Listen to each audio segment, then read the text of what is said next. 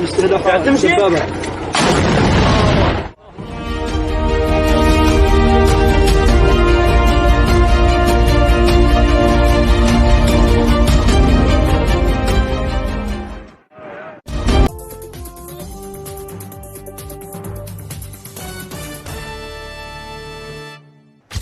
This week on Healthy Living, we join a woman in Kigali, Rwanda, celebrating Ramadan. She shows us best practices for food preparation and breaking the fast. And do certain foods really affect libido? We'll find out. Plus, we'll see a different way food and medical supplies are being delivered right to people's doorsteps. That's in this edition of Healthy Living.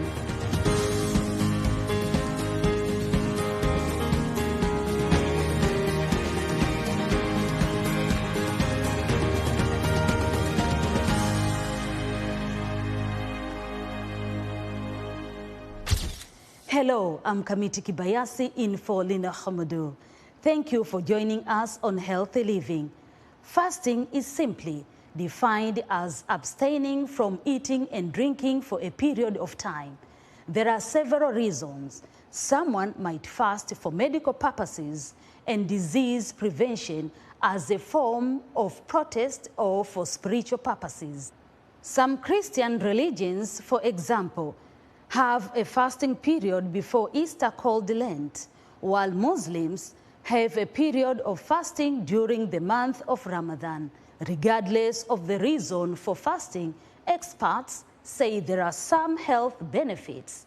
Research shows intermittent fasting, which is defined as cycles between brief periods of fasting with either no food or significant calorie reduction, and periods of unrestricted eating, can help fight inflammation, may improve blood pressure and cholesterol levels, may also boost brain function and prevent neurodegenerative disorders.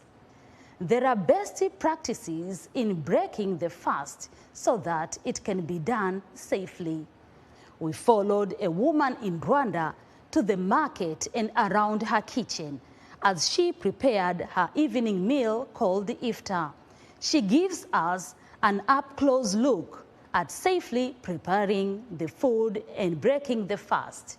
Our correspondent, Saudanyira Shirambere, takes us to Kigali. Ramadan, the holy month where Muslims practice fasting and delicious home cooking. There's a meal eaten before sunrise called sahur and the evening meal to break the day-long fast called iftar. We start in the market of Kigali, Rwanda, where Saudanyira Shirambere is making sure the bunch of garlic is firm and doesn't have too strong of a smell. That's how you know it's good. Everything she buys today will be used to prepare the evening meal. First of all, I give you welcome at home. Iftar is the first meal after fasting all day, but there's a method to breaking the fast. After fasting, it is nice to take this fruit before anything. Fruit, water, or juice. You can also take vegetables or salad. Experts say this slow start to breaking the fast keeps you from having indigestion, overeating, and even choking. So even though you're hungry, they recommend taking your time. Safely preparing the food also requires some patience. It's important to wash everything thoroughly to get rid of any germs that could make you sick, like Salmonella or E. coli. Now we cook. We're making matoke. We are going to prepare a heavy meal. We have protein, we have potato, we have cassava, tomatoes, carrots, and oil. Matoke is a favorite recipe in Rwanda, and for good reason. It's delicious, easy to digest, and thanks to the East African highland bananas that are usually in the dish, it contains a lot of resistant starch. It's low in sugar, so diabetics can enjoy it, and the high levels of potassium help maintain normal fluid levels inside our cells. Another ingredient, cassava, contains lots of vitamin C, which your body doesn't produce on its own, but it needs to help the body heal, to form blood vessels, cartilage, muscle, and collagen in bones. The health impacts of the fast also extend to mental health. It's a time where people are celebrating and encouraged to connect with their families and communities. Some experts say a downside of fasting is the possibility of increased irritability, but it can also give you an increased sense of achievement, reward, pride, and control. They also warn anyone who suffers from an eating disorder, mental illness, or any other health concern should consult their physician before partaking in the fast. Fruits are widely known as an important source of essential vitamins and minerals needed for optimal functioning of the human body. As their demand increases during Ramadan, nutritionists are, however, advising people to eat their fruits with moderation. The nutritionists also caution that some fruits are not good for certain persons and therefore should be avoided. VOA Hausa Al-Hassan Bella interviewed Zainab Isah Abdullahi, an Abuja-based nutritionist. Yanzu idan ka duba larurorin da suka fi yawa. If you take a look at the predominant health problems in our society nowadays, they are mostly ulcer, hypertension, high blood pressure, and diabetes. Every fruit is very high in one type of vitamin, nutrient, or another. For some, it is fructose and glucose. Some have fat, while some have citric acid. Fruits with citric acid are not good for people with certain conditions. For example, if someone with an ulcer eats lime, or bitter lemon, or pineapple, it will affect their stomach lining and make the ulcer worse. Fruits with high amount of fructose and glucose are not good for people with diabetes. A diabetes patient should not eat ripe bananas because of their higher sugar content. There is fiber in them, which slows digestion, preventing blood sugar spikes, but they can have a higher glycemic index, which is not good for diabetics. The level of fruit consumption can determine whether they positively affect or negatively affect the body. If you consume too much, it can trigger some conditions. For example, if you have diabetes and you eat a small amount of fruit, it may not affect you compared to consuming too much. If you have hypertension or high blood pressure and you eat a banana, that is fantastic, because bananas lower the level of blood sodium. For people without health concerns or allergies, you can eat any fruit, but you should still avoid taking in an excess amount, because these fruits can cause reflux and stomach discomfort.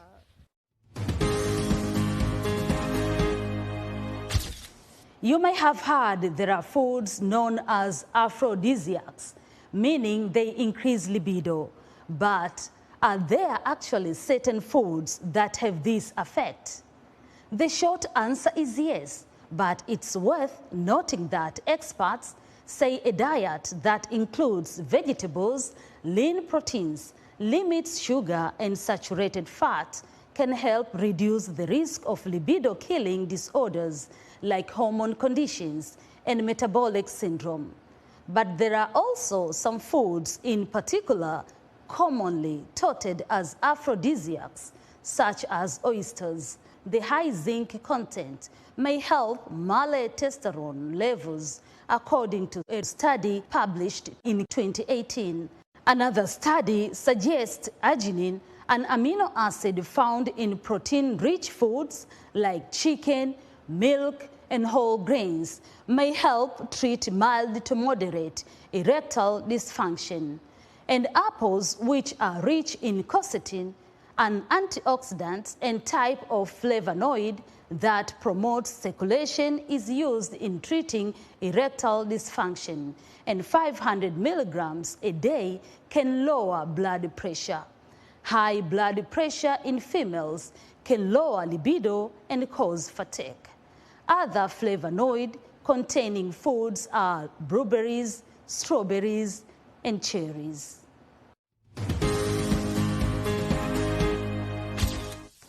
COVID-19 rates have been underreported in Africa, according to a report by the WHO. Since the beginning of the pandemic, about 2/3 of people in Africa have contracted the virus, 97 times more than the reported confirmed cases. As some countries lift restrictions, Dr. Mashidiso Moeti, the WHO Regional Director for Africa, has this to say. Our analysis is clear evidence of the continued significant circulation of the COVID-19 virus among the people on the continent. With this comes a heightened risk of more lethal variants that can overwhelm existing immunity.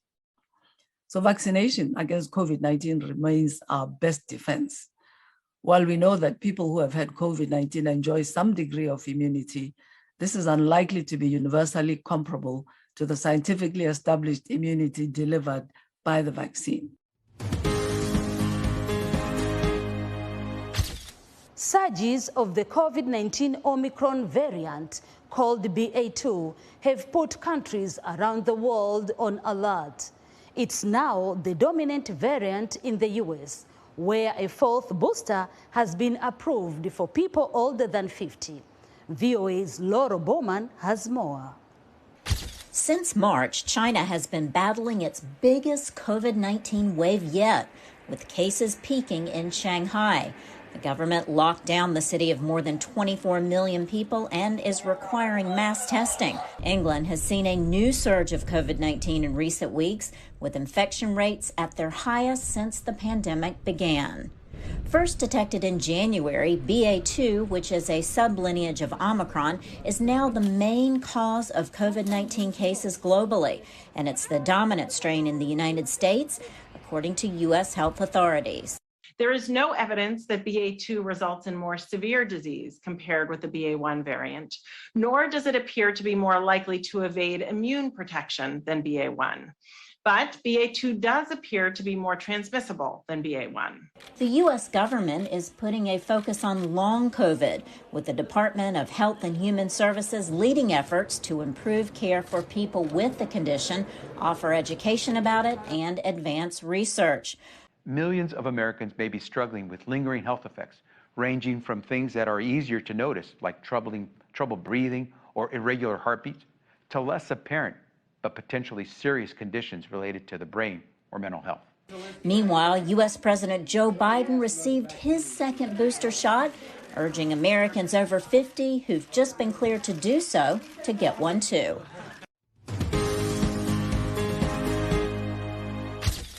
In the U.S., some restaurants and medical supply stores are turning to drones to deliver foods, medicine, and other essential goods to people's homes.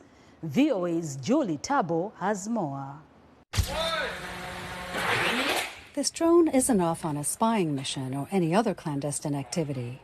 It's delivering medicine quickly and safely to someone's home.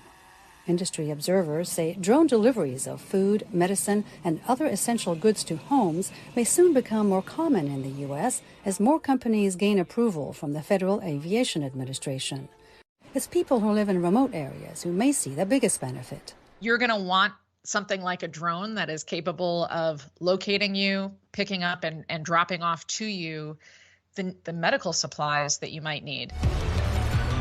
Flytrex, an Israeli company, manufactures and operates electric drones that deliver meals from local restaurants to people's homes. All you have to do is, as the customer, is download the app, select what you want to eat, input your home address and your credit card information, of course, and we take care of the rest. Bash pitches home deliveries by drone as safer than deliveries by car or truck.